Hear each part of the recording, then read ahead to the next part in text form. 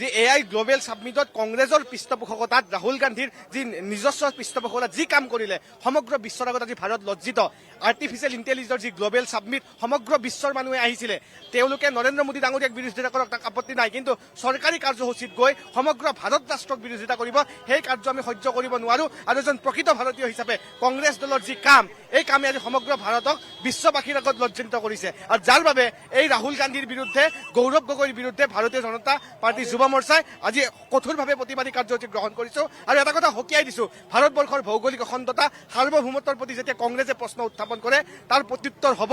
আৰু অসমৰ, ভাৰতৰ ইতিহাসৰ পৰা এই কংগ্ৰেছ দল যে নিশেষ হৈ যাব সেই কথাটো স্পষ্ট। আৰু ভাৰতৰ ভৌগোলিক অখণ্ডতা, সাৰ্বভৌমত্বৰ প্ৰতি যদি প্ৰশ্ন উত্থাপন হয়, তেনেহ'লে এই কংগ্ৰেছ দল কিন্তু আজিৰ পৰা যে মিলিন হৈ গৈছে কালৰ সোঁতত, ৰাহুল গান্ধীয়ে হওক, গৌৰৱ গগৈ হওক, নিশেষ হ'ব। আৰু ভাৰত যে বিশ্বগুৰু হ'ব সেই কথাটো স্পষ্ট। তেওঁলোকে যিমানেই ষড়যন্ত্ৰ নকৰক কিয়, যিমানেই বিশ্বৰ আগত ভাৰতক নিজ কৰিবলৈ চেষ্টা নকৰক, কিন্তু ভাৰত বিশ্ব ৰাষ্ট্ৰ হ'ব। আৰু ভাৰতে যি AI সাবমিটত দেখুৱাই দিলে যে ভাৰত সমগ্ৰ বিশ্বৰ ভিতৰতে আগস্থানত আছে। কংগ্ৰেছ দলৰ যিমানেই ষড়যন্ত্ৰ নকৰক, যিমানেই প্ৰতিবাদ নকৰক, ভাৰত সদায় প্ৰথম আৰু চিৰদিন হৈ থাকিব। যেটো নেপালৰ দৰে ঘটনা হওক বা আপোনাৰ অন্যান্য আমাৰ চুবুৰীয়া ৰাষ্ট্ৰবিলাকৰ ঘটনা হওক, তো আজি ভাৰতবৰ্ষতো তেওঁলোকে ৰাজনৈতিক আৰু সামাজিকভাৱে ইমবেলেঞ্চ কৰিব চেষ্টা কৰি আছে। ৰাহুল গান্ধীয়ে যেতিয়াই বিশ্বৰ মঞ্চত যায় কিয় ভাৰতবৰ্ষক অপমান কৰি থৈ আহে।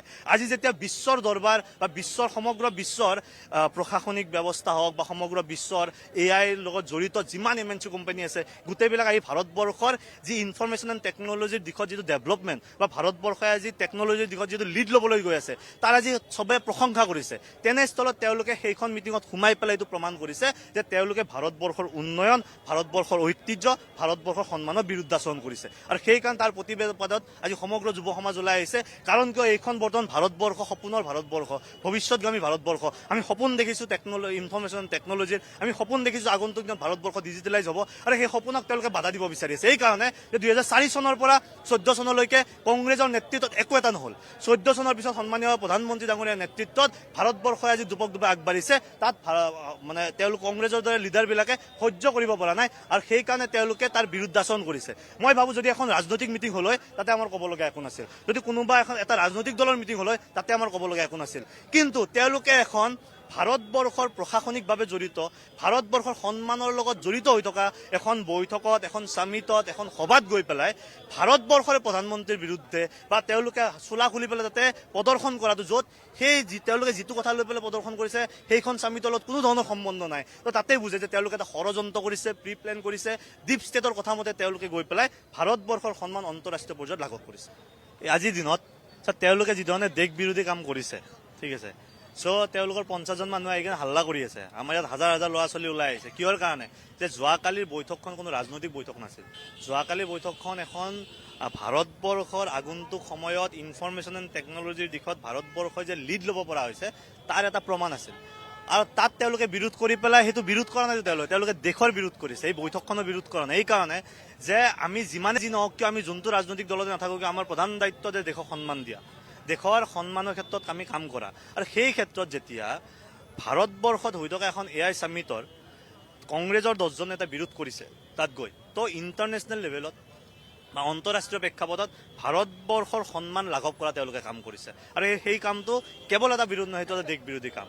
আৰু কৰাটো স্বাভাৱিক, কাৰণ তেওঁলোকৰ যিগৰাকী ৰাজনৈতিক নেতা, প্ৰধান ৰাজনৈতিক নেতা ৰাহুল গান্ধী, তেখেতটো এটা আন্তঃৰাষ্ট্ৰীয় ৰাজনৈতিক দালাল বুলি চবেই জানে। তেওঁ যশ স্বৰাজৰ মতে কাম কৰে, তেখেতে ডিপ ষ্টেটৰ ইক'চিষ্টেম মতে কাম কৰে। ডিপ ষ্টেটৰ ইক'চিষ্টেমে তেওঁক যি স্ক্ৰিপ্ট লিখি দিব, তেওঁ গৈ পেলাই আন্তঃৰাষ্ট্ৰীয় মঞ্চত সেইটো গৈ পেলাই তেওঁ মঞ্চৰ পৰা বকিব।